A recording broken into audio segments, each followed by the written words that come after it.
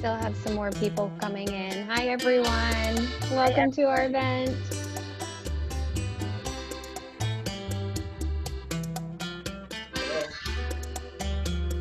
Hello.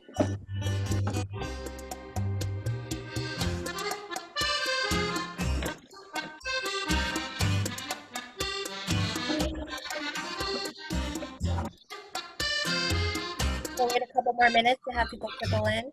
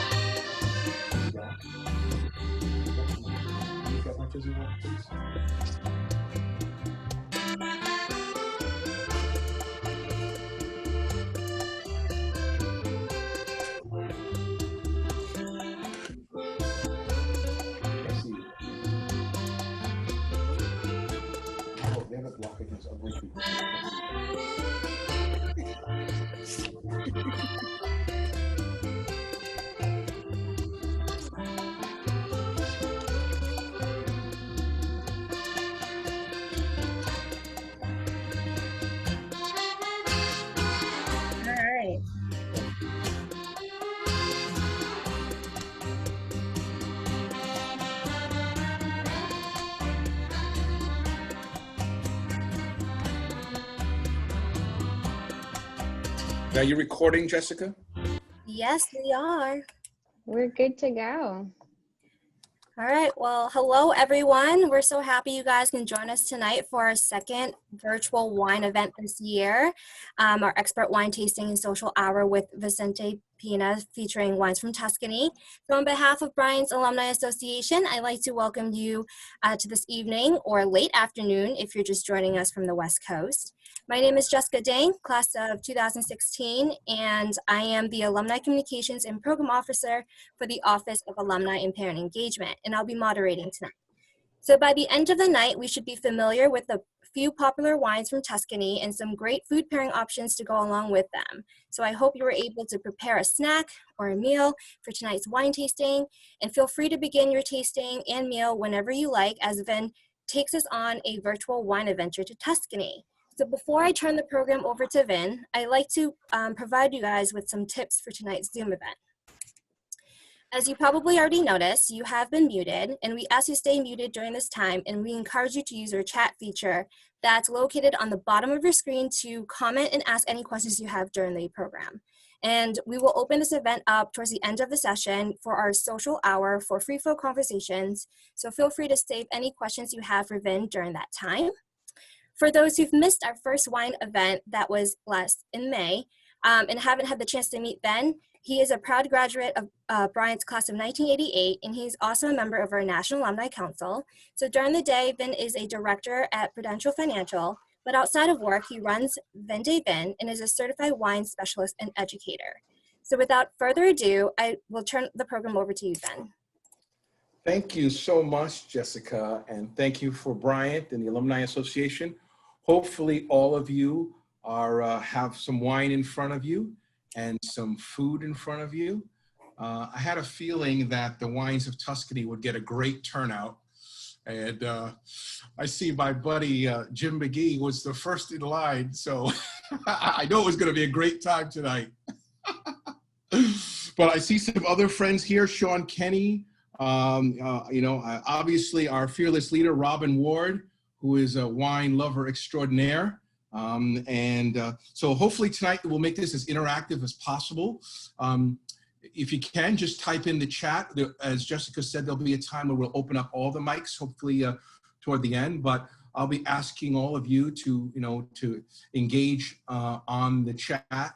I'll ask you some questions as we go through it. This is going to be casual, as interactive as it can be with 50 people signed up. But I got a feeling that everyone on this call today has some special connection to Italy and Italian food and Italian wine. So we want to share as much of those stories as possible. So let's get right into it. So welcome everyone. I want to show you some pictures. You can see this picture here is of the Tuscan countryside. The next picture, if we go, I believe is the town of San Gimignano in Italy. And now please type into the chat any of you who have been to Italy and where you have been if you have been to Italy. That would be nice to know. Or for some of you, probably even been to the town of San Gimignano. So if you can, just type in the chat where you've been in Italy and where else, perhaps in Italy or in Tuscany that you've been to. I imagine most people have been to Italy. Tuscany or Rome or probably Venice is probably the most common places that most people have gone to. I know in my case, I went to Italy for a wine event, one of the larger wine events in the country, in the world actually, called Vin Italy, and it's held in Verona. And Verona is a very interesting city as well. And I flew into Venice and then I took the train down to Rome. With my luck, unfortunately, I went to Rome and the Pope died while I was there. So we weren't able to go into St. Peter's. You weren't able to do most of the regular stuff. But still a beautiful city. And then I took the train back up to Verona and spent some time there. So I got to see Venice, Verona, and Rome. But we did stop in Tuscany, and just a beautiful, beautiful area, beautiful region. So that's what we're going to focus on. Let me see. Robin says, I don't know my Italian geography. Is Florence in Tuscany? Yes, it is. Suzanne Roberts have been to San Gimignano. Doug Hertel's been to Rome. Oh, I love Rome. And the ruins there. Fantastic. So as you can see, this is a hill town, a very common sight in Italy, these hill towns. They're ancient. San Gimignano is one of these cities that's probably more famous for the city itself than for the wine. Most wine in Tuscany is red, certainly among the more popular wines we're going to talk about later is Chianti and Brunello. But certainly they do make white wine there. And I would guess that San Gimignano is probably considered the #1 white wine in a region that's predominantly red wine. But, you know, who can't love a city like this? I mean, this is just, this says, you know, come here and stay with me and stay here for as long as possible. So San Gimignano is a great city. I'm going to show you a map in a moment where San Gimignano is within Florence, within Tuscany. We should move on to the next slide, which is a little closer view of this Tuscan hill town. It's famous for its roofs. And so these kind of clay or terracotta roofs are very famous in certain cities, and particularly in San Gimignano. So just a beautiful, beautiful area. And again, it's probably known more for the city than it is for its wine, but we are drinking tonight a Vernaccia di San Gimignano. Hopefully some of you brought some of that today. Looks like Jessica's hasn't yet, but hoping to someday visit family in Fornelli. Fantastic. Actually, I did a wine tasting for a Bryant alum at the end of June, and they stayed outside of Rome, and we did a little wine tasting for that region as well. I'll show you that on the map a little bit later. So a lot of people have connections to Rhode Island. I mean, from Rhode Island have connections to Italy and Massachusetts. So it goes without saying, most of you probably have some type of connection to Italy. Looks like JB043885 has been to San Gimignano, Rome, and Florence, and Venice. Wow, fantastic. Fantastic. Wow. Well, we're going to have you share a little bit of your experiences a little bit later. Next is just another photo, I believe, of some more vineyards. Tuscany is probably, arguably, the most famous of Italy's wine regions, although technically Sicily is the largest wine region in Italy. Obviously, it's an island and it's a very large territory, but Tuscany is probably what most people consider. But you can make the case that Piedmont, another region in Italy, is just as prestigious and famous. But certainly for most Americans, I would say Tuscany is probably the region that probably most people associate with Italian wine. I should say I do have a colleague of mine, a fellow wine educator with me, Suzanne Roberts. So I'm going to ask her to chime in occasionally. Suzanne and I are part of a wine group here in Portland, Oregon, where we live. And we have a wine group that we're part of called the Portland Wine Tasting Group. And so we've done a lot of events. I think we've done over 80 events since 2012. And most of these events are in person, but because of the pandemic, obviously we do them online now. So I'll be reaching out to Suzanne periodically and getting her thoughts. And for the rest of you, by all means, just type in the chat if you've got anything Italian that you'd want to share with us. And we will be getting into food later, so please share with us the foods that you're having. So let's get right into it. Let's show a map of Tuscany here. And so you see the overall map of Italy over on the right. And so you see where Tuscany is. And right kind of here, I don't know if you can see my cursor, but and then you've got, that's kind of a shaded purple. But the other major wine regions are Piedmont, which is where Barolo and Barbaresco is made, Asti, Dolcetto. Over here in the northeast is that's where Venice and Verona are. The northwest, also Alto Adige is up here. But they're probably most famous for either Amarone, Valpolicella, Soave. They make quite a bit of white wine here in addition to red wine, Bardolino. Even for those of you that like grappa, a lot of grappa made up here as well as you head into the mountains. Yeah, it looks like Sean G's been to Venice, Rome, Bari, Castellini, Chianti, and Naples. Oh, wonderful, wonderful. So here we've got a blow up of Tuscany, and you can see these are all wine regions. So that's quite a few wine regions. So the ones we're going to focus on tonight are primarily first San Gimignano, this town right here. You can see Vernaccia di San Gimignano, but this little circular area in kind of orangish yellow. So that's the town of San Gimignano, and Vernaccia is the grape. So it's the Vernaccia of San Gimignano or from San Gimignano. And they do make other whites here, Collio, Collione Lucchese, up here in the north, the Luni. But I would say Vernaccia is probably the most famous of the white wines. Some people will ask, is Pinot Grigio made here? And that is generally no. Pinot Grigio tends to be made in northern Italy. And one of the things we're going to talk about today is why grapes don't appear on the label in many Italian wines, on the front label. It's mainly because of the region dictates the grapes that can be made. So, and of course, if we all lived in San Gimignano, right, we have to really abide by the laws there. And the laws there say if you have a white wine, you have to make it from Vernaccia predominantly. We're also going to talk about Chianti. And Chianti is this region here in the yellow, but a more a subzone or a more specific region is Chianti Classico, which is here in the green. And Chianti Classico is a more defined area, kind of think of it as a subzone where almost the best of the Chianti is made. So this whole yellow could be considered Chianti, but the green is a subzone. And so we'll talk a little bit about that as we get into Chianti more. And then lastly, we're going to talk about Brunello, which is down here, Brunello di Montalcino, which is down here in the pinkish. And so thank you for using your cursor, because here I am using my cursor, and you probably don't see my cursor, but that pinkish area there is Brunello di Montalcino. And so that region there, again, has its own rules. So, for example, in Brunello, we're going to learn in a moment, but the predominant grape is Sangiovese. Sangiovese is the major grape in Brunello. So if you start putting something other than Sangiovese in, then the government gets a little bit worried because they're like, well, people aren't going to recognize it if you put, I don't know, Riesling in it, or you put in, Pinot Grigio in it, or you put some other strange non-native grape.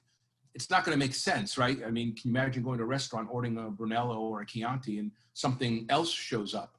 Well, that's the reason why they want to make sure that folks are using the grapes that are approved in a particular region. So some of these other regions you may be familiar with. Obviously, they're all sandwiched around these great towns like Livorno and Pisa. I'm sure some of you have been to Pisa if you've been to Tuscany. Obviously, Siena is very popular. So lots of very famous towns within Tuscany. And of course, many of them, as you can see, make wine.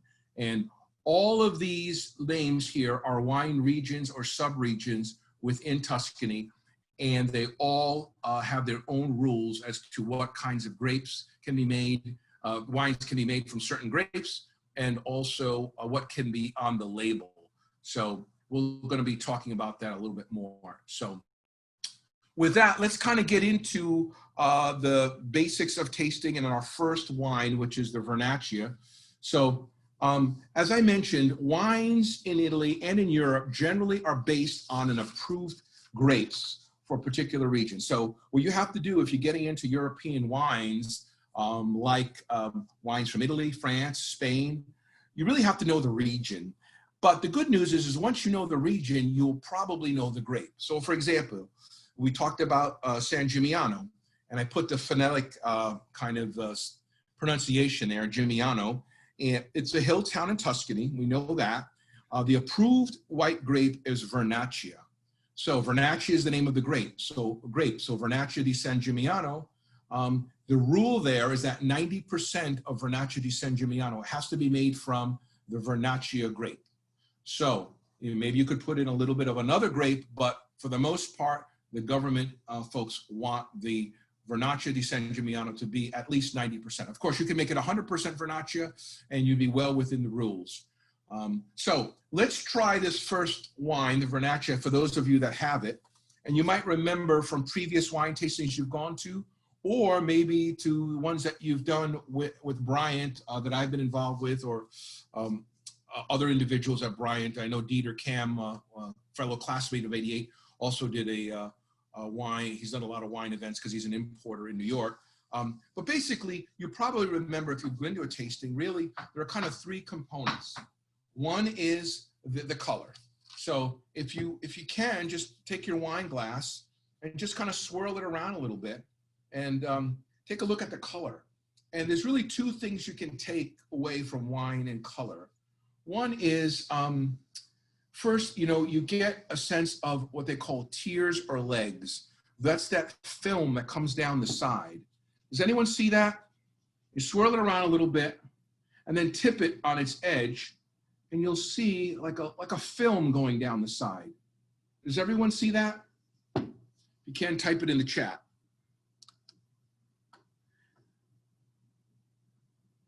Okay. Looks like folks are typing away. Got it. Yeah, thank you, Mary. So those film or tears do not necessarily mean that the wine is, it's just really more the alcohol, the weight of the wine. So you can imagine if we had a lightly alcohol wine, say a 7 or 8%, the film would be much less. It would, the tears or legs would be much less, right? But a heavier wine, when we go on to the reds, they'll probably have more in the way of legs, right? So that's just the only thing you glean from that is really the alcohol. It doesn't necessarily mean it's good or bad, although some of you on this call today would prefer higher alcohol wines, but we'll save that topic for another day. But the wines that have higher alcohol will have greater tears or greater legs, right? The other thing you can tell from, particularly from white wine, is age. So, let's say this particular Vernaccia that I have here, it's a Vernaccia di San Gimignano made by Falcini. It's a 2017. All things being equal, an older white wine, let me ask this in the chat. An older white wine, if it's older, would you think that a white wine gets darker or lighter with age? Type that in the chat. Do you think a white wine gets darker or lighter with age? That's right, it gets darker. It gets darker. So if you have an old white wine, maybe in your fridge or in your basement or in the back of your closet, chances are that wine is going to get darker with age. It's kind of counterintuitive. You'd think it would get lighter, but it actually gets darker with age. Now, all things being equal, if this was the same winery and the same grape and the same wine, and we had a 2017, a 2018, and 2019, chances are the 2019 would be lighter. So, you know, this wine is about, what, 3 years old. So it probably has a little more color in it than, say, the current vintage. But again, you can't really glean the quality of a wine necessarily just from the color. But if you ever buy an old white wine, don't be surprised if it's darker, okay? So let's get right into it. For those of you that have a white wine, let's do a little swirling. Stick our nose in. And tell me what you taste. Type it in the chat. Yeah, let's get into the taste, says Jay. Let's get right in. Let's jump in with both feet.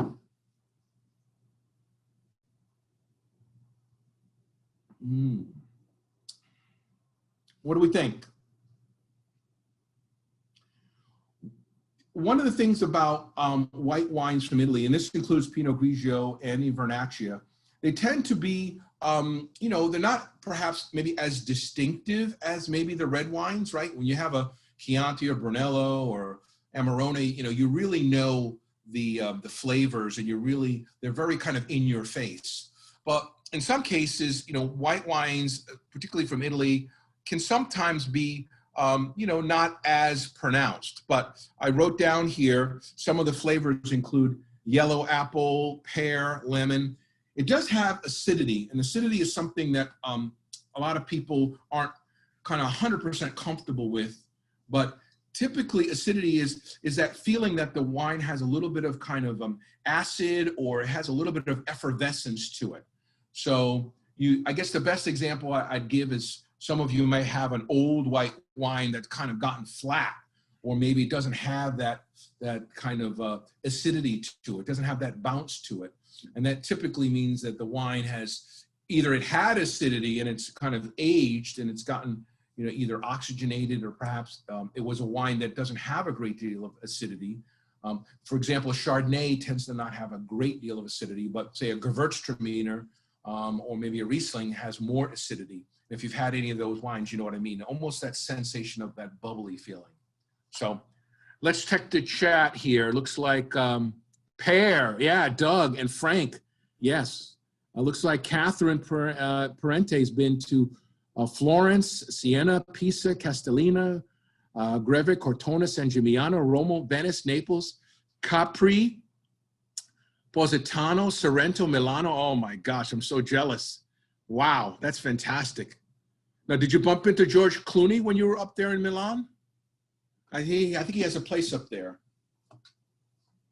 So anyway, this is our first wine, San Gimignano. It's a white wine. Again, Tuscany is more famous for reds, but among the white wines that it does have, Vernaccia is probably the most famous.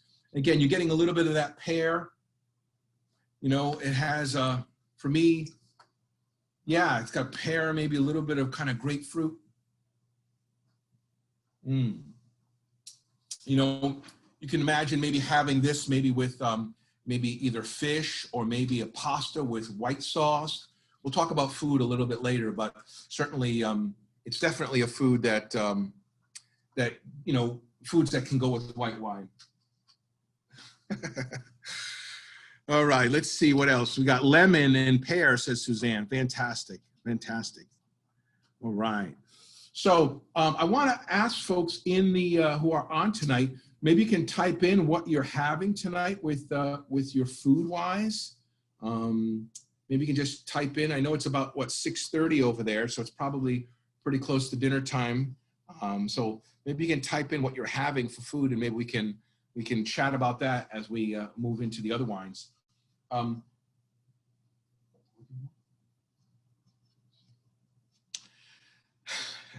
The perils of working from home.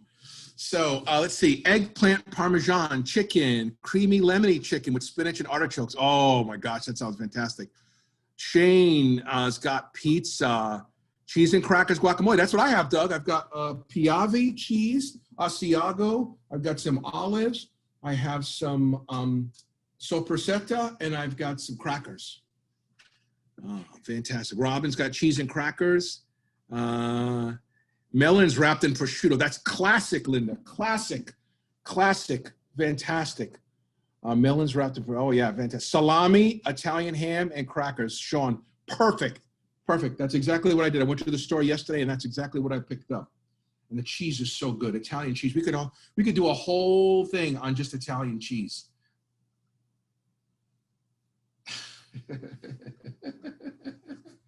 My son wants to be on camera.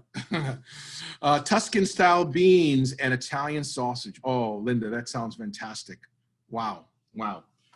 So the other thing I wanted to talk about briefly, and I kind of didn't really, give the background. Many of you know that that I have this wine business, and you're probably wondering, how does a Bryant grad get into the wine business?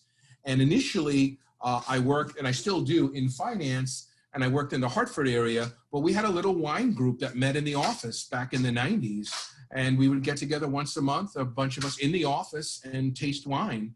Then eventually, that got frowned upon in the office, and so now they get together at people's homes, and it was wonderful, wonderful experience. They still get together, although I live in Portland, Oregon now, but it's a great group, and it was a wonderful way to get wine experience, right? You get together with friends, and it's really not intimidating. And then eventually I started working abroad, and I really needed some hobby or something to, keep my mind interested when I was, traveling to Asia and Latin America.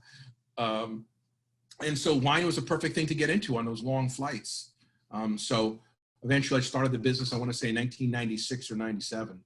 And so been going strong ever since. Looks like Jay's got spaghetti and meatballs with Montepulciano di Abruzzo. Fantastic, Jay, fantastic. Catherine Parente's got Caesar salad, prosciutto, melon, Parmigiano Reggiano. The second course, homemade pasta, bolognese. Third course, ribeye steaks and roasted potatoes. And dessert, gelato. Oh, that sounds like heaven. My son says he wants some. That sounds fantastic. One of my favorite Italian desserts is tiramisu, and I must have a real weakness for tiramisu. Luckily, I don't have it very often, but if I go to an Italian restaurant, I almost always have tiramisu. So anyway, I've told you a little bit about how I kind of got into wine. Looks like Catherine, we're coming over for dinner, said Doug. Yeah, you're right. You're so right, Doug. What I'd like to do now is maybe we can wrap up on the white wine and maybe start talking about the red wines. Before we do that, I do want to make a plug for some other white wines that are not from Tuscany. And of course, I mentioned one of them before, which is Pinot Grigio. There's a lot of Pinot Grigio made and sent to the United States. Some of it's average or below average, and some of it's quite good. But higher quality Pinot Grigio will cost you more. But another one is Pinot Blanco, which is made up in the mountains in the Dolomites and also in Alto Adige. They're really making some great Pinot Blanc there. You probably know in Northern Italy, there's such a German and Austrian influence. So you get even Gewürztraminer and some other German grapes in that area. Some of those towns, even they speak German on the border with Italy, but making some wonderful wines. Some of you might remember from the 70s and 80s, Soave is also made in Northern Italy, particularly Northeastern Italy. It was quite popular before Pinot Grigio became very popular. So those are some of the other white wines that are famous. But I would say this, there's an old Italian saying that I've heard people say, and all wine is red. So in Italy, certainly red wine is probably king. They make a lot of great white wine, including Prosecco, which is kind of more of a fizzy champagne type wine, which is quite popular in the US. But most people would probably say they were going to pick between red and white. Italy's probably more known for its red. Take a picture, go 78, said Rob. This is a group event, 5 of us for dinner, 2 Bryan alums, both class of 78. Nice, nice. We should add some recommendations to the chat. Good point, Sean. People should type in the chat, if they can, the specific winery or wine that they have. So, if you've got the name of the wine on the label there, if you could type it in the chat, that'd be great. This is being recorded, so that way, we can go back, and if you need some recommendations of specific wines, you can certainly go back and take a look at that. But if you've got your specific wine bottles in front of you, by all means, type it in the chat and share it with all of us.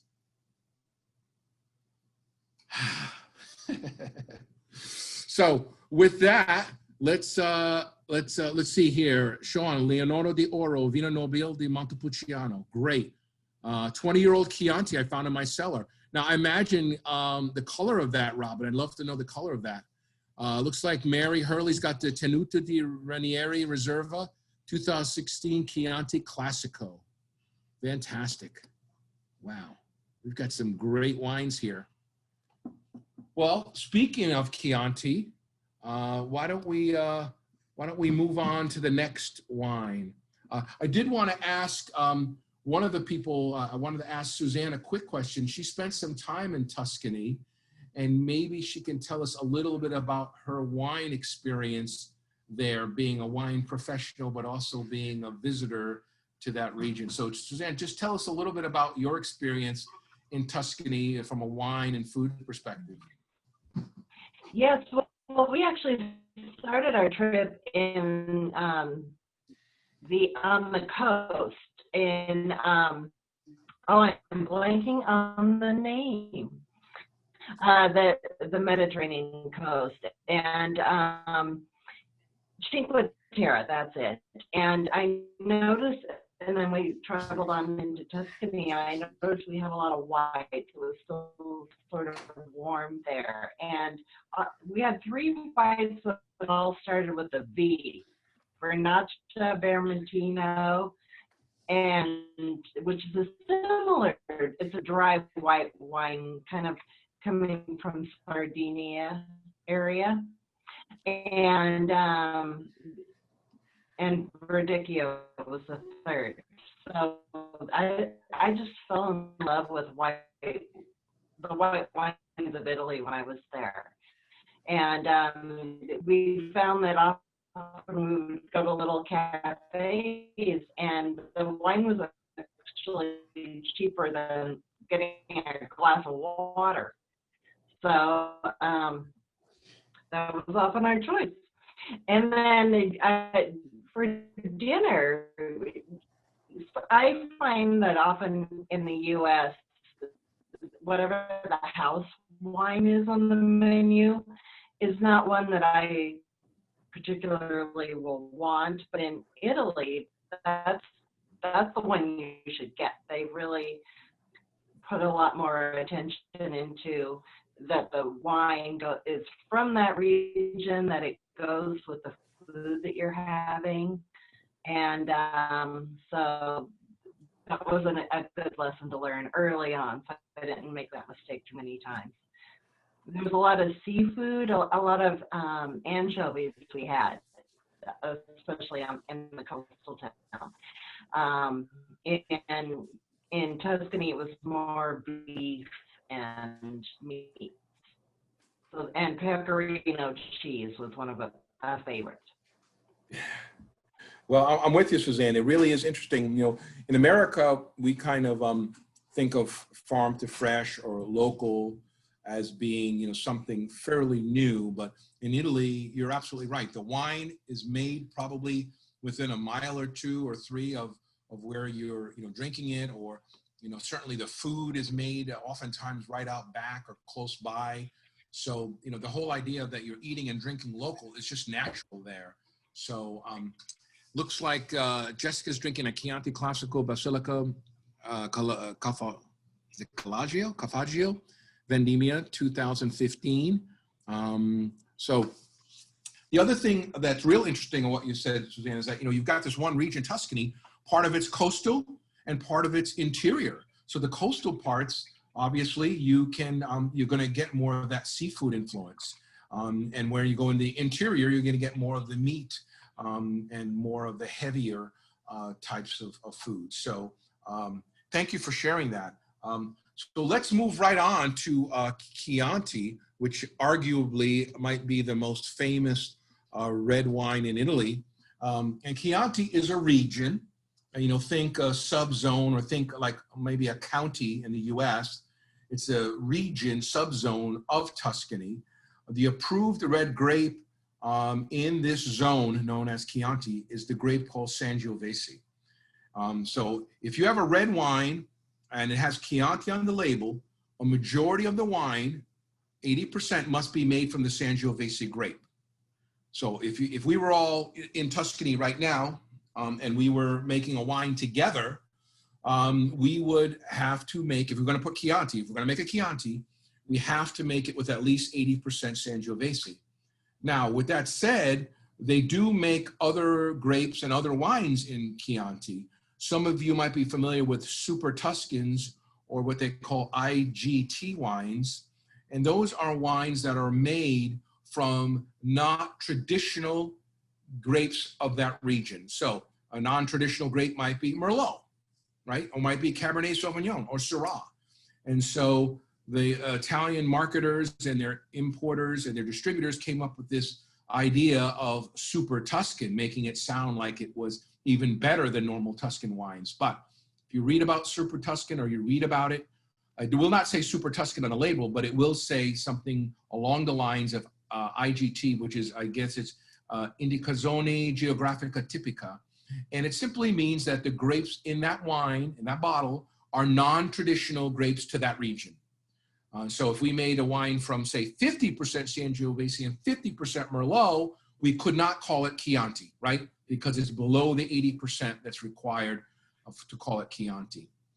Some of you, including myself, have a Chianti Classico, and you might remember from the map, the Chianti Classico is just another subzone.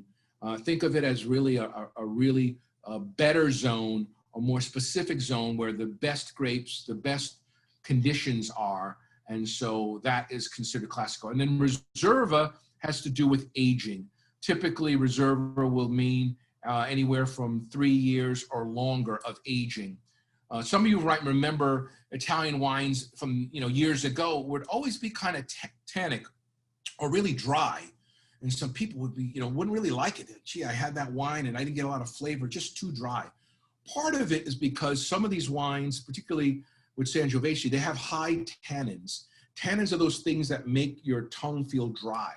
So tannins, of course, really, in a sense, mask the wine. And so as the tannins soften, and that softens with age, and in some cases, barrel aging, the wine gets softer. And as it gets softer, more of those fruit flavors come into the fore. So in case of Robin's 20-year-old Chianti, I doubt there's much in the way of tannin left. It's probably just the wine in and of itself, whatever flavors might be left, but probably not a lot in the way of tannins. But if you have a Chianti Classico or a Chianti that was made maybe in the last, say, 3, 4, or 5 years, it may have more in the way of tannin. So one way to get around tannin is to decant it. And it simply means opening it up and letting it breathe, typically in some type of vessel or a vase. I opened these up and I put them in a vase or a decanter about an hour before we started, and then I poured them in the glass, and I haven't tasted them yet. But tannins help the wine soften, right? It's almost like the oxygen is getting in there and it's starting to soften the wine. So let's take a look in the chat. Looks like we got quite a bit of activity in there. Let's scroll back up here. We got, let me see. Looks like Suzanne's got the Falcini Vernaccia di San Gimignano. JB043885's got the Lanciola Chianti Classico. Nice. La Massa di Grivi in the 2015. Rita, looks like they've been all over Tuscany for 2 weeks, and they've been to Vernaccia di San Gimignano. Frank and Barbie Tarantino, they have pecorino. Yeah, it tastes so good. Why don't we eat more pecorino? I mean, I had a piece today. I was like, why haven't I been eating more of this? But, cheese has a way of coming back to haunt us, right? In strange and obvious ways. Looks like, yeah, so what else? Oh, the Rocca del Maci, Jim, the very nice wine, very nice wine, very nice wine. And looks like Rita's having a Da Vinci Chianti. When we were in Chianti, it was a wine festival, 25 wineries having a wine tasting. What's better than that? 25, oh my gosh. And what else we got? We got a Chianti Classico from 2012. It's a little dusty from the cellar. Let me see. My label says DOCG, Greg.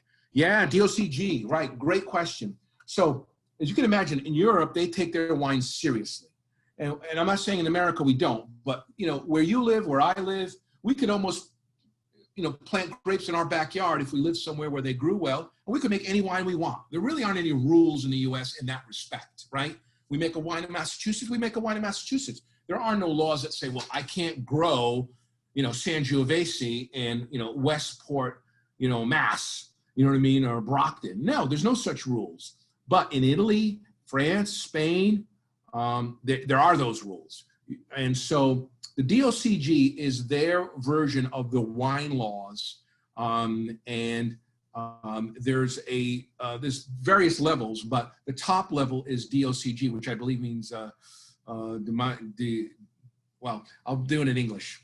It's the zone where the highest quality wine has been produced. It's kind of a part historical and part a recognition that their wines have a reputation. So for example, a DOCG wine would be considered more prestigious than a DOC wine, Denominación Organizada Controlada, I think it is, DOC, and then this G is Garantia.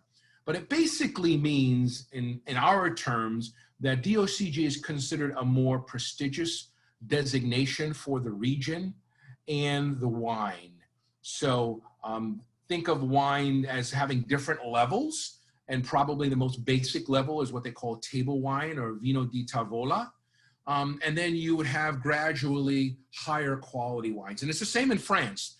They've got table wine as kind of their basic, and then they go up as well. And they have the various regions, as does Spain, and even to an extent Portugal. It looks like Sean wrote in DOCG. There you go. Denomination Controlled Guaranteed Origin, the English translation, and the Denomination of Controlled Origin.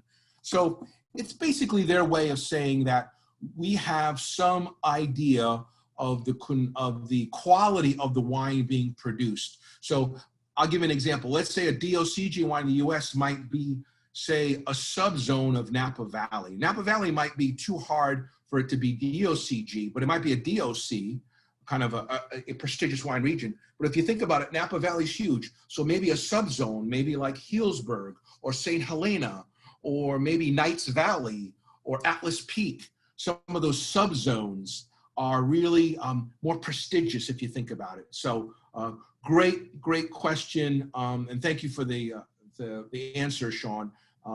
My Italian isn't as good as it used to be. I need to go back to Italy and practice my Italian, but certainly DOC and DOCG is what you'll see on the label. So in my case, the Chianti that I have, it says exactly that, Denominazione di Origine Controllata Garantia, which is the denomination origin controlled guarantee. It's basically saying that this wine has been approved by the wine authorities as having some historical significance and high quality. So DOCG would consider to be the top level. DOC would be the next level, and there's some levels below that. And then the basic level would be this Vino di Tavola, or the table wine version. So great question. So we know that Chianti is a DOC, and Chianti Classical Reserve, I believe, is a DOCG. But what about the wine itself? For those of you that have a Chianti, let's dig in. Let's do a little swirl first and foremost, right? And then stick your nose in the glass, and also look out for those legs or those tears. I'm getting like a little kind of like dark cherry, almost like almost kind of like a forest, maybe, kind of an earthy kind of tone. Let's dig in.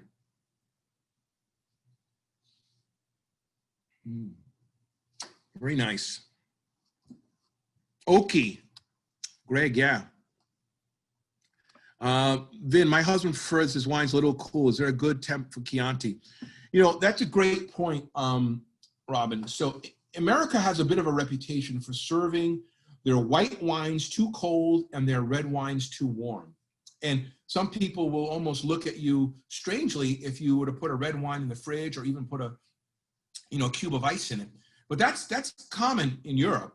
When it's really hot, it's it's difficult to drink a red wine when it's 95 degrees outside. So it's not uncommon to see locals put their wine in the fridge, or to put the, maybe a little bit of like a cube of ice in it. It doesn't mean that they're in any ways backwards. In a strange sort of way, that's kind of the way the natives do it. That's the way folks who traditionally would drink wine in a warmer climate. The red wine, typically, you probably want a red wine at a temperature of maybe around, say, 55, 50 degrees, and maybe a white, maybe closer to 45 to 50.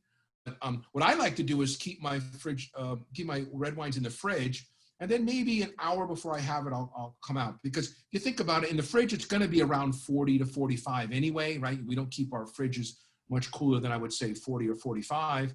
And so when the wine comes out, it's going to be about that. But, you know, maybe it getting closer to 50 is not a bad thing. Now, if it's too cold, then it mutes some of the flavors. You can imagine if, you know, it's kind of like almost like freezing your milk or your you know, whatever, you know, beverage you have by accident, it's going to start to crystallize, and it'll start to mute the flavors. So I would say, you know, a good red wine, you know, 50 to 55 is not uncommon. I would say you don't want to get it much over, say, 55 to 60, but certainly in that 50 range is fine. And wine, red wine does warm, as does white wine. So if you have it out for an hour, it will warm up. And so during the course of the night tonight, probably some of the wines you have tonight will warm up as well. So great question. And by all means, you know, no problem drinking a red wine cooler. As I said, in America, we tend to drink our red wines warmer than we should. And when they're warmer, they have more weight and they're heavier. And, you know, they can almost, it pronounces the alcohol more. So people will often say, gee, you know, that wine just is really alcoholic. Part of it is because when it gets really warm, then the alcohol comes to the fore. And so you certainly should be able to keep your red wines cool as well. So what kind of flavors are we getting? Oakley is certainly one that Greg brought up. You know, in theory, you know, Chianti should have these kind of cherries, just like Jessica Dang said, cherries, plum, violets, tomato leaf. Again, it is dry, so you're not going to get any sweetness on here. But Chianti is kind of one of those wines that really blossoms and really looks good when you match it with food. You know, some wines are good on their own, but Chianti is just, it's just a natural. Think about, again, for those of you who've been there, the wine and the food, they work hand in hand. So a Chianti with some pasta, some meatballs, you know, good Lord. I mean, it matches so many different kinds of Italian food. Now, Chianti can overwhelm a food. Say if you were going to have maybe a light fish, maybe like flounder, or, you know, a dish that perhaps is more subtle, then a wine like Chianti can overtake it. Imagine if you had like a light fish, maybe a cod or halibut or flounder. You take a bite of the fish and a bite of the, or drink of the Chianti, and then you go back to the fish. You're still going to have that Chianti flavor, those flavors still there. You're not going to taste as much of the fish. So that's why you want your flavors to match. So a good spaghetti sauce, a red sauce, meat we talked about before. Oftentimes, you know, they'll do venison or lamb. I know in northern Italy, they even do horse meat, but certainly any kind of meat, hamburgers, pizza, you know, the food will match the wine, but you don't want the wine to overtake the food. So you don't want a food that perhaps is lighter, or maybe it won't be able to compete with the flavors of a Sangiovese. And frankly, that's true of wines like Cabernet Sauvignon, which many of us love. If you have something like a salad with it, it's just going to overwhelm it, right? You're going to eat the salad, you're still going to taste the Cabernet, or you're going to taste the red wine. So how is horse meat? Greg, great question. You know, the story goes that the invaders were coming over the Alps, and the Alps were quite considerably more difficult in the ancient days by horseback. And so in some cases, they had to abandon the horses and even eat the horses. And it is quite good. It is quite good. You know, it's one of those classic dishes, particularly from northern Italy, particularly around Verona. Horse is pretty common as well. But Don't see as much of it in the U.S., but certainly it is more common in the north, as is other dishes that are specific to that region as well. Looks like Rita says we keep our wine at 46, our red at 62. We're having a Brunello di Montalcino with meatballs and spaghetti. We had the white with hummus and zucchini sticks. Awesome. Chianti with Italian olives, bread with Evo balsamic vinegar and grated Parmigiano Reggiano cheese. Oh, Rita, that sounds like heaven. Sounds absolutely like heaven. I don't know, you probably can't see the food that I have here. I have something a little bit similar to what some of you have. I got some crackers and some olives and some cheese, and I've got some soppressata here and some grapes. So last night I had ravioli with pesto, which was fantastic. I hadn't had ravioli with pesto in a really long time. I really love pesto. I should have it a lot more. But pesto probably leans itself a little bit more toward the whites. So that's absolutely a wine that you can have with pesto sauce. So the big takeaway from Chianti is, one, it's a region in Tuscany, a zone, if you want to call it that. Two, it's made from Sangiovese predominantly, about 80%. And three, there are some very specific flavors associated with it. And the quality does go up with the Chianti Classico. So if you just see Chianti, then it means that yellow area, that is kind of the very more general area. And Classico is that smaller area on the map. And then the Reserva simply means the aging part. So let's see, we've got the chat. Good. Robin wants to know, where do you live, Rita? So let's see, what else we got? Let's see, Suzanne, you want to tell us a little bit about, did you have any Chianti there when you were there?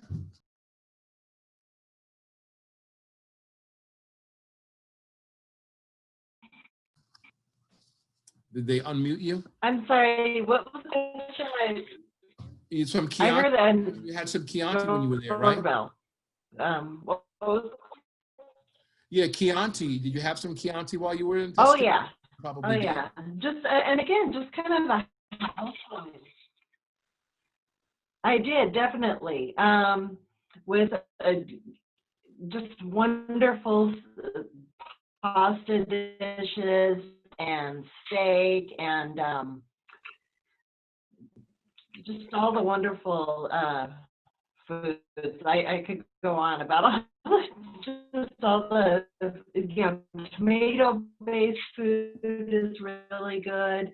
The beans, earthy bean dishes are really good.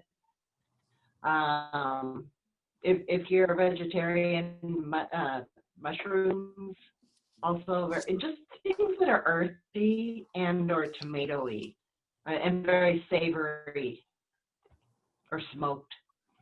Perfect. Thank you so much.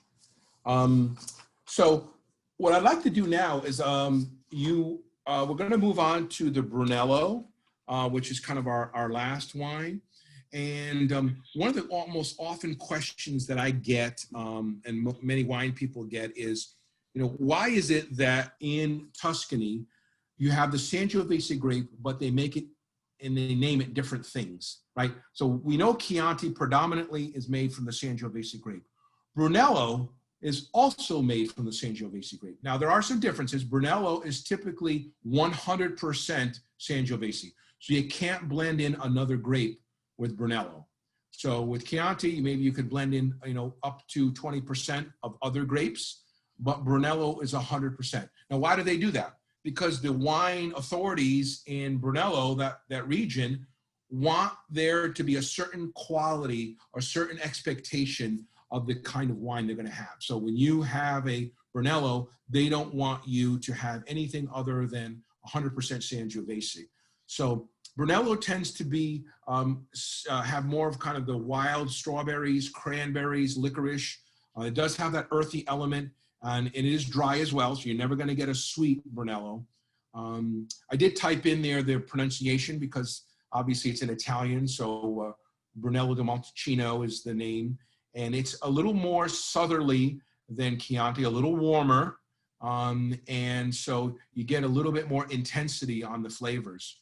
But I've got both of them side by side, and I was looking at the color. And for those of you that have both of them, you can kind of look from the top and look down, and really they seem comparable from a color standpoint. Now, granted, these are, you know, the Brunello for me is a 2015, that's about 5 years old, and the Chianti Classico is a 2015 as well, so they're both 5 years old. So similar in terms of color.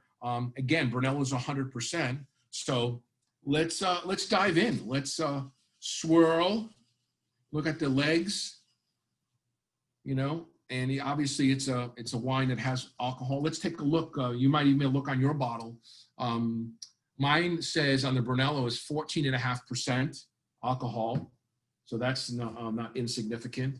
And on the Chianti, I have 15. So the Chianti is actually a little higher. I'll just take a look for the heck of it on the San Gimignano is 13.5 for my white. So comparable alcohol. Definitely got the legs. I could definitely get a different nose on aroma on the Brunello. Different smell. I don't get as much of that earthy flavor.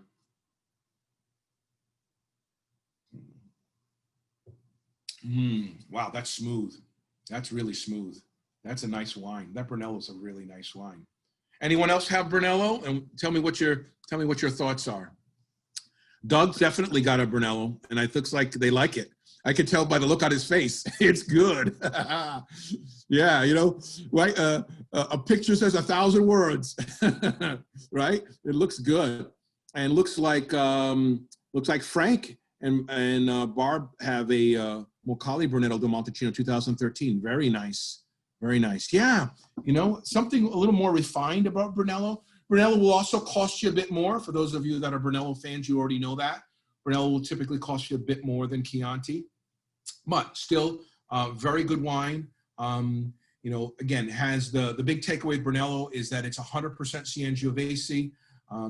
It is in that specific region. So, you know, that south, I guess it would be easterly region of Tuscany. And then you've got the strawberries, cranberries, licorice.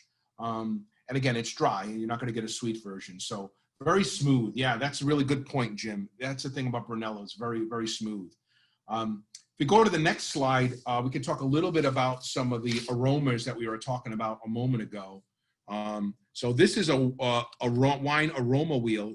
Those of you who've taken some other wine events where I've done them, you've seen this before. But basically, this was developed by the University of California, Davis, by a professor there, Dr. Ann Noble. She's retired now, but she kind of always was fascinated by the fact that, you know, there are all these aromas and people have a difficult time putting an aroma. You know, they taste something in wine, but they can't put their finger on it.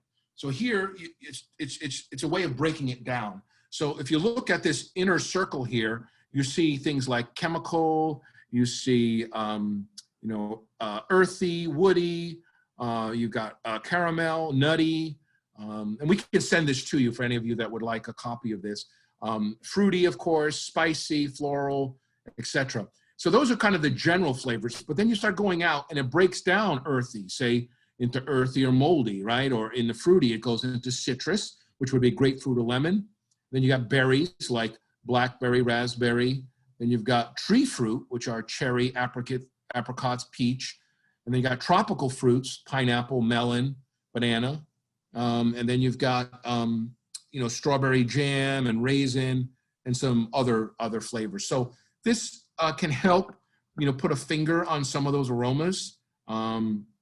Some folks will get other aromas that others will not get, and that's okay, because it's really all what you know, appeals to you. And not everyone is as, you know, kind of, you know, there's 10,000, you know, things you can smell. And so it's really hard to, you know, to put it off and put your finger on it at all times. So this wine aroma reel can be very helpful when you're trying to kind of put your, put the word with what you're smelling. And so this is a very common tool that's used to help define some of the flavors that you might get. So, so with that, let's talk a little bit about wine and food, and then we'll start moving toward wrapping it up. The next slide was developed by Jessica Dang and Jessica Cantone, and I love this slide. I was going to work on a slide similar to this, but many of you got this in your email as a confirmation. Here you've got some pairings. We'll start with the white wines, like the San Gimignano. Cheese, we talked about that. Mozzarella, goat cheese, ricotta, pecorino. I have some pecorino here that I need to be eating more of. You've got hummus. I think somebody mentioned hummus in the chat. Pesto dishes, we talked about prosciutto wrapped melon. We aced that. And of course, chicken tacos, clams and spaghetti, like kind of a white sauce. Cedar plank salmon, which is very popular out here in Oregon where I live. Lots of salmon out here. And then spinach and ricotta ravioli, yellow rice with white or green beans. You don't really get into the red sauces with white wine, particularly like a Vernaccia, because it's going to be overwhelmed by the red sauce. But if you do have a red wine like a Chianti or Brunello, we've got the Tuscan olive oils with bread, pecorino cheese with crackers, salumi, Tuscan style sausage and beans, pizza. I know some of us have pizza here. Spaghetti and meatballs. There's a place here in Portland called Grassa that makes the best meatballs. They just melt in your mouth. They just melt in your mouth. You just put your fork on it and it just falls apart. It's just so good, so good. And of course, bolognese sauce, lasagna, meatloaf, burgers. Because again, the Chianti and Brunello are not insignificant wines. As we said, 13.5% alcohol, right around there, sometimes even more. And so a wine that has that much power to it, you're going to need a food that matches with it. So that's one of the reasons why I think a lot of people won't necessarily have a Chianti or Brunello by themselves. Although, the Brunello can be pretty smooth, but you probably aren't going to drink a whole bottle without food, right? Because it's a pretty big wine, and so it needs food. And it really comes to life with food. Oftentimes I'll do a tasting, and we'll start out by tasting without food, and then we'll taste with food, and then you'll actually find that you're getting more flavors. The wine has changed, and it becomes even more vibrant when you have food with it. So looks like we've got some more in the chat here. Looks like we're going to do another session on Oregon wines. Well, hey, I live in Oregon, so you don't have to twist my arm on that one. That's a piece of cake. Looks like Catherine Parente has a Brunello di Montalcino 2014. We also have an 09 Montalcino Vendimia. Why does it cost a little bit more than a Chianti? Good point. Pricing on wine is one of these things that's, we can appreciate this being business people, the vast majority of Bryant grads are business people. Some of it is marketing, right? So, if we were all in Brunello, how do we stand out? Well, we're going to try to tell the wine drinking public our wine is better quality. Our wine is better with food. Our quality standards are higher. So we're trying to explain to the public that our wine is worth, let's say, $35. Now, part of that's marketing, but part of it is also things like ratings and wine press, right? You read an article in the Boston Globe or the Providence Journal, the New York Times, that says, hey, so-and-so's Brunello di Montalcino 2015 got 95 points. Well, guess what? That gives you the power to increase your prices, right? It gives you the confidence to say, you know what, we can charge more. Now, in some cases, there's an element of cost here, right? Because wine that is harvested by hand is going to or grapes harvested by hand are going to cost more than grapes harvested by machine. Some of you have been to wine regions around the world and they can harvest them by machine. It's more automated. But that's usually, you find that more with bulk wines and lower price wines. Higher quality wines often mean a little bit more handmade wines, I'd say. So it's a great question. Wine pricing does vary. If you made a great Chianti, let's say for $25, and then it made it into the newspaper and it got a great rating, guess what? Your distributor, your retailer is going to say, hey, we should increase it to $30 next year. And that's something that the wineries have to kind of debate amongst themselves, because you know, costs go up, wages go up, you know, taxes go up. So for them to keep the price flat is difficult, but some wineries are committed to do that because they keep their customers that way. But others of them will have to increase it over time. But some of it is marketing, some of it's the cost of doing business, and some of it has to do with the prestige associated with the trade press. I can remember a great Spanish wine that was like $8. And as soon as it got like 90 points, the next year it went up to $12, right? Because it got 90 points and everyone's looking for it. And of course you call up your local wine shop, oh, we're out, sold out. So unfortunately, that's part of the supply and demand, which I'm sure every Bryant grad knows about that. But it's a great question. Some people will ask, you know, why does a wine cost $100 or $150? Well, now we're getting more into, okay, it's marketing, it's the cost of business, and it's these ratings. Well, the marketing really starts to, you know, be more important because let's say that $100 bottle got 95 points by some prestigious wine magazine, or 98 points, or even 100 points. Well, now every wine lover is going to want that wine. And of course, you know, when there's limited supply and high demand because of the 100 points it got, then that price is just going to shoot up. And so the key for a lot of wine, the fun of wine for me is finding those great bottles at great prices, right? You know, I go into a wine shop and I'm always looking for that, you know, that diamond in the rough. It doesn't take a genius to go in and buy a $100 wine and expect it to be good.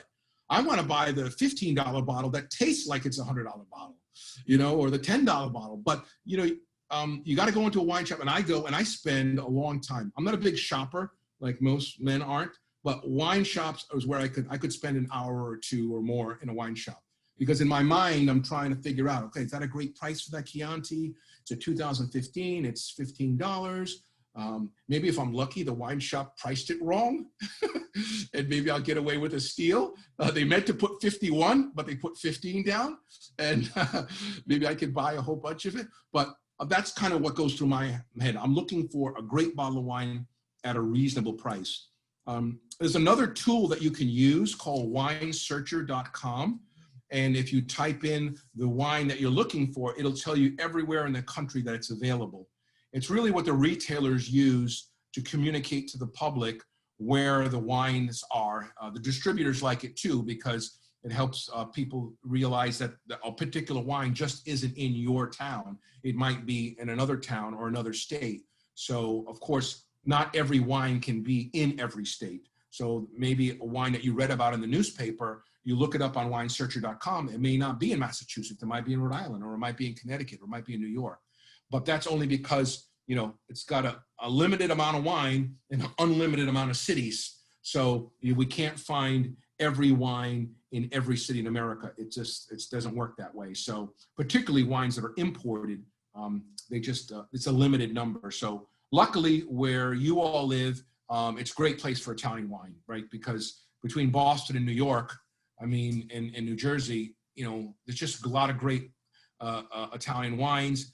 There's obviously Italian population, great restaurants, and a lot of the importers are based between Boston and New York and New Jersey. So the importers bring the wine into the country from these ships right into New York and New Jersey and distribute it there. And in many cases, they're able to distribute all the wines right there. So sometimes even on the West Coast here, we don't get as big a selection of European wines because of that fact. It's just the demand is so high on the East Coast for great Italian wine, French wine, Spanish wine, that we get a limited allocation here on the West Coast. But great question. Let's see what else we have in the chat. Let's see. Let's do Pinot Noir Willamette Valley. Oh, well. That sounds great, Frank and Barb. That sounds great. I mean, hey, asking me to do a Pinot Noir taste in the Willamette Valley is asking me to get out of bed. That's not going to be hard at all. You know what I mean? It's just, matter of fact, I had a wine, I'm doing a wine tasting for another winery, Yamhill Valley Vineyards, on Saturday. I'm doing a virtual tasting, and they're going to bring some wine by tonight and drop it off for the tasting. So yeah, Pinot Noir, Oregon, Willamette Valley. Oh, that's right up. That's piece of cake for me. That wouldn't be very hard at all. Let me see. Sean's got an Allegrini Palazzo del Torre. I think, could be wrong, Sean, but that Allegrini might be a Valpolicella. Is that possible? let's see what else in the chat here. Yeah, Jessica put in the winesearcher.com. Thank you. Greg asked, is there an app for a wine like Untapped for beer? Believe it or not, I think winesearcher.com is an app. Oh, I know it's an app because I have it on my phone, but you can also put beer in there and cider. And I think you can also put in spirits in there. So it's essentially, I think what happens is the winesearcher.com organization goes out to the retailers and the wineries and say, listen, you post your inventory online, people will be able to access it. And now with shipping being much easier than it's been years ago, you could have somebody in Oregon like me order a wine from a winery in Long Island, because maybe that winery is only available on the East Coast. It's not available here in Oregon. So yeah, the Wine Searcher app will give you more than just wine. It should give you beer, spirits, and other liqueurs as well. So that's a great question. Then, if you don't mind me interjecting, I'm actually just going to open up the to the social hour so everyone can kind of chime in and have a conversation. Is that okay with you? Perfect. Awesome. Anybody want to kind of comment from a, your mics are now unmuted, so, or you can unmute yourself and tell us a little bit about your experiences with Italian wine or Tuscany or any of the wine or food you're having tonight. Who would like to go first? I'm curious if people had an easy time finding the wines. I had trouble finding the wines.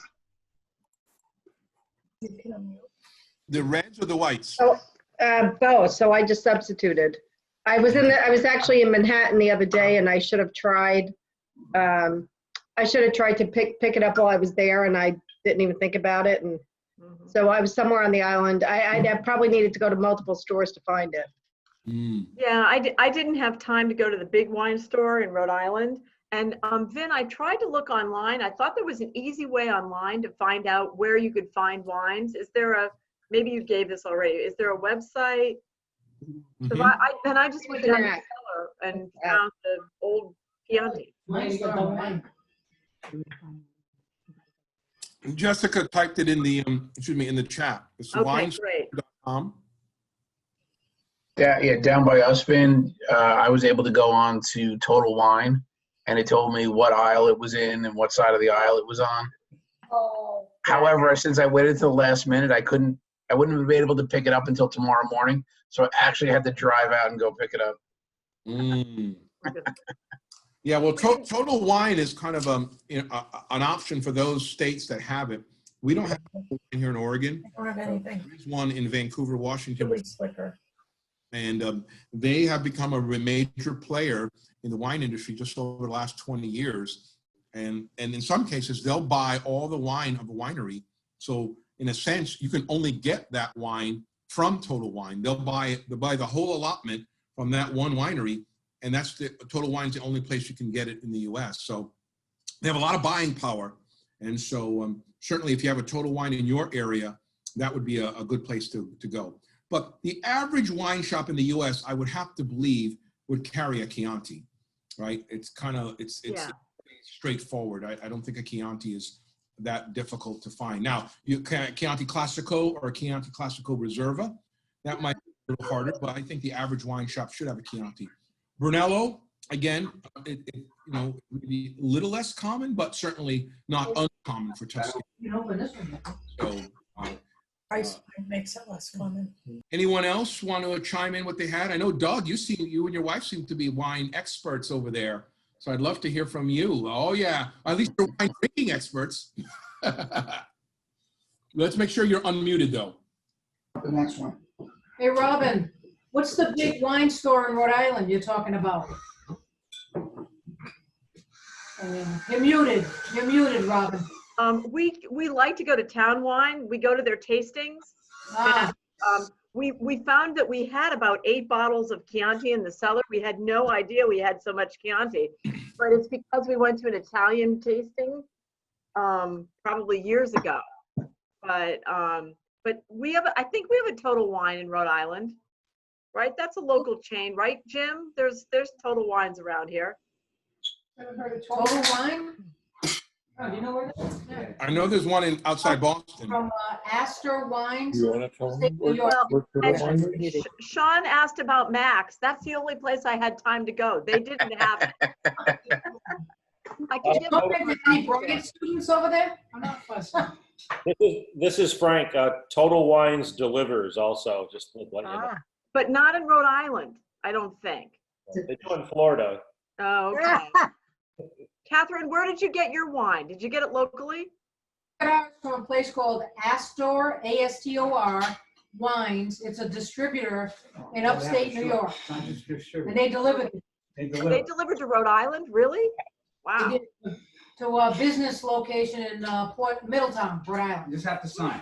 You just got to sign for it. Okay. Get to that one.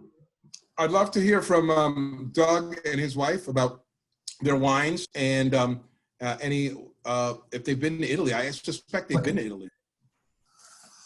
Yeah, we had the pleasure of going to Italy as part of a tour last year, and I actually had been in near Siena, Asciano, on business a few years back. The our wine, we had to actually drive over an hour to get it because the local wine store that we enjoy was closed for renovations. So it was incredibly inconsiderate of them to do that. Yeah, good. But we drove up to Binghamton, New York, at a very good wine store. We were able to pick up some really good wines. And thank you, Vin, for those suggestions. Oh, well, thank you. Thank you for participating. I will tell you, if you're really a wine lover, a real, if you're going to get bit by the bug, you almost have to have more than one wine shop to go to, right? It's kind of like, I grew up with 4 sisters and my mother, single parent, and I knew that the 5 of them would never go shopping at one store all the time. They had to go to different stores, right? They dragged me along. I was among the youngest, and so the point here is you don't get all of your clothes at one shop, right? Just like you don't get all of your wines at one shop. In a perfect world, we would, and maybe Total Wine will be that for those people who live near Total Wine. The reality is, if I look back on me getting into wine, I bought wine in almost every state. I bought wine out of course, I lived in Massachusetts when I got out of college, and I lived in Connecticut. So I bought wine there all the time. I lived in Salem, Mass for many years. I lived in Brookline. Of course, when I got out of college, I lived in Seekonk. But then I lived in New York City for many years. So of course, great wine shops there. But when I moved to Oregon, I bought wines from wine shops in Colorado and in California. So if you're really into wine, you really have to be able to order wine from a number of places around the country. And many of them will ship either reasonably priced, or in some cases for free if it's at a certain level. I think like wine.com, if it's over $100, they'll ship for free. So I think that's part of it. The idea that your local wine shop will have every wine, unfortunately, that's not of it. It's not realistic, right? Because there's thousands of different wines. The average wine shop can't carry everything. So you might have to get used to ordering wine online and having it delivered to your home from wine shops all over the country. And then that you've become a real wino. So lots of wine choices, a lot of wineries to choose from. Some wineries will ship direct because of the wine laws have changed. Many of you probably remember you couldn't get wines directly shipped from out of the state, but now the laws have changed for many states. So you can either get it from the winery or you can get it from the wine shop, one of those two. There's about maybe half a dozen states that maybe don't eliminate it, mostly in the South, but the vast majority of states will allow shipment directly. Robin, looks like you wanted to chime in. No, I was just now I finally opened up to see everybody who's here. So I'm seeing lots of familiar names. Shane, hi, I just sent you a note, and Greg, I see you, and hello everybody that I don't know well, but thank you so much for joining us. We have to, what region are we going to do next? Did we decide to do Oregon? Vin, could I actually plug a winery that's not distributed through the normal places? Sure. So in California, there's a Visatui winery. It's a family-owned and operated winery, and you cannot get it through the normal distribution channels. You can only get it through the winery itself. Really good variety, both reds and whites, but is directly through their wine club or their tasting. So anybody. Can you spell the name of the winery, Sean? Can you spell it for us? Sure. Let me drop it in the chat. Did you want to say something? I think you better jump. And Shane, tell me what you're drinking. Looks like you're having a good night, relaxing. Yeah, I'm like hiding from my kids, so I'm doing all right. I'm drinking this. This is San Sebastian, and it's sort of a Florida wine. Mm-hmm. And they have a winery here, so I kind of enjoy it. That's good. Nice. And do you know what the grape is? I have no idea. I don't know anything about wine. I just like to drink it. Okay. Oh, well, I'm with you. Well, you keep coming to these, and you'll be the wine expert in no time. That's what I told my wife, but she's trying to get me off this, you know. Oh, I think wine's good for you. I think so too. Yeah. Vin, we Robin, just maybe got- just talk there for me. So We don't enjoy it. It's just for hard Shane, health. tell your wife. Tell your wife that there was a BU study. I'm forgetting the professor's name, but I can get it for you. And he did a study of red wine consumption, and he was able to prove, and we already knew this. It's called the French paradox, where if you drink a moderate consumption of wine, it lowers the causes of plaque buildup on your arteries. oh man, I need to get some more bottles. So That's a famous study that was you need highlighted some in more 60 Minutes. If you hang out with this group, Shane, you're going to live to about 150. Hey, that sounds good to me. As long as I can walk. I'm good. You'll live to see your great grandchildren. I hope so. But yeah, moderate consumption is really key. I think someone made a great point earlier. There are a lot of good wineries in New Jersey. There are so many good ones. We just got back from the Hudson Valley. Those wines weren't as good as the Finger Lakes where we went earlier this year, but we're discovering North American wines this year since we can't get on a plane. So I think there's a lot of good things, a lot of nice regions that we could explore. A great point, Robin. Massachusetts, Rhode Island, Connecticut. Connecticut has a very famous wine, trail that live in Connecticut. I grew up in the Norwich area. Wineries in Colchester, Clinton, Connecticut, certainly up in the Northwest Hills. There's wine. New Jersey making wine. Of course, we all know Massachusetts, particularly southern Massachusetts. And of course, even down near the waterfront makes good wines. You probably aren't going to, Chianti or Brunello. You'll probably get either some whites or rosés. In some cases, you might get maybe a Merlot, but you need the real warmth and and not so much the heat, but the length of the season to make great red wine. So as we know, once October, November rolls around in Northeast, it's just too cold. But it's not uncommon in California, as many of you know, for California, October still to be warm. So you have a longer growing season, and that's one of the reasons why you can grow grapes like Cabernet Sauvignon in California, but maybe not in upstate New York. So, but they do Cabernet Franc in New York and New England, and as well on Long Island, and they do some Merlot as well. But some of the more hardier grapes require a longer growing season, and unfortunately, you don't really get a lot of that in the Northeast. But certainly, a lot made in all 50 states. So a lot harder to get those wines in other regions. Go ahead. Not so in Pennsylvania. Not so many good wines in Pennsylvania. No. But you have. I'm from upstate New York in the Finger Lake country, and I have yet to find a wine in Pennsylvania that's as good as that. palatable. Yeah. Well, there must be, but don't you have good state stores in Pennsylvania? Doesn't the government still run the state stores? That's what was closed. Oh, that was closed. Oh, the state store was closed. Yeah. Okay. Yeah. Okay. But it was very beneficial One good this thing- time. I'm sorry? No, go ahead. it was very beneficial this time to have you provide a list of what wines to actually look for. So then we could actually do a taste comparison and find out what regions. But I really would be curious to learn more on how to look for wines, either in a wine store or online, you know, how you go about that process and trying to decipher what is a good wine and what is a bad wine, you know, pertaining to your liking.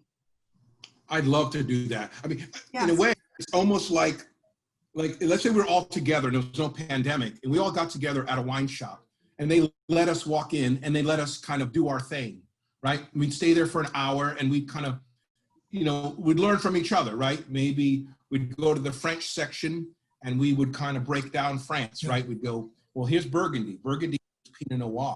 Over here, Bordeaux. Bordeaux means Cabernet or Merlot. Over here, Champagne, you know, obviously means bubbly. Down in the Rhone, and you know, I think that's so important because when you go into the wine shop, you're overwhelmed by choice, and frankly, a lot of it's in another language. You know, if you don't know Italian, you don't know German, you don't know Spanish, then you know then what do you do? So I'm with you. I think that'd be a great way, and maybe we can do another session like this where we just kind of go through kind of you know the average wine shop. I worked at a wine shop in Alston, Mass, right next to BU, and it was a big shop. It's called BLM, Brookline Liquor Mart, and BLM Wine and Spirits right from BU. Yeah, it looks like some folks already know that. They know that wine shop, and it sounds like Mary and her husband know that wine shop. It's right off the Green Line, right? Yeah. So yeah, and that's a big wine shop. But when you walk in there, it's like a Total Wine. It's huge, and where do you start? So I'd be more happy to do that, maybe a future session where we can talk about that. Then, yes, Leo and I are in New Hampshire, and we have great New Hampshire liquor stores. And I must say, right now, we're enjoying a limoncello by Caravella. Nice. Limoncello. Oh, lovely. Can you pour some into your computer and then we can pour our glass out the other end? Beautiful. I'll just pick up my laptop and I'll just pour it into my glass. I guess that's not going to work, Rita. I don't think so. Yeah. Well, limoncello is a great, looks like Greg has something there too. Tell us what you have there, Greg. Can you unmute? Limoncello. Got me thinking. You got your limoncello. Here's ours. Oh, beautiful. It's a nice kind of after dinner kind of thing, isn't it? Kind of nice. For sure. Yeah. Now, when I was in Italy, in the region that they make limoncello, they also make grappa. And grappa, for those of you who have had grappa can be a bit strong. And it'll put hairs on your chest, even though you don't have hair on your chest. And I remember having it, and I was like, well, but then I think they started making grappa with more stuff, like lemon and fruit, so it kind of calms it down. But it's actually made from the remnants of wine. So think about the branches and seeds and the skin and, you know, a little bit of the wood. It's all the byproduct, the leftover from wine is made into grappa. And it's quite potent. And so they try to make it a little softer. They add things like lemon and fruit and those kinds of things. But it's serious. It's, you know, 20, 30% alcohol. It's like a little bit like drinking grain alcohol. It's pretty powerful. But limoncello is a nice, you know, kind of in between, where there's some alcohol, but it's a nice way to kind of end the evening. Sometimes they call it an aperitivo, or even they call it a digestivo, like a digestive. I always wondered about digestive because it implies that it's going to help your digestive system, but I'm not sure it helps your digestive system. 8% alcohol, but it certainly feels good going down. Right. Well, sorry. Then I think it's Frank's birthday. We're celebrating Frank's birthday tonight on your wine event here. So I don't know if you have the grid view, but we have cake if you want to sing some happy birthday. Yes, let's do it. Can we sing? Everyone unmuted? Here we go. Here we go. Happy birthday to to you. you. Happy birthday to you. Happy birthday, dear Frank. Happy birthday to you. Oh. I want to see all the videos. I haven't had anyone from Bryant College, Bryant University sing happy birthday to me since 1975. Cheers. And you weren't drinking Frank, wine, we can throw Frank, you at in the 75. pond. Do you want to, Frank, do you want to get thrown in the pond? The pond is pretty warm right now. There's a pond at Bryant. We always used to So throw. Frank, you gotta make a wish. Do I have to say what it is?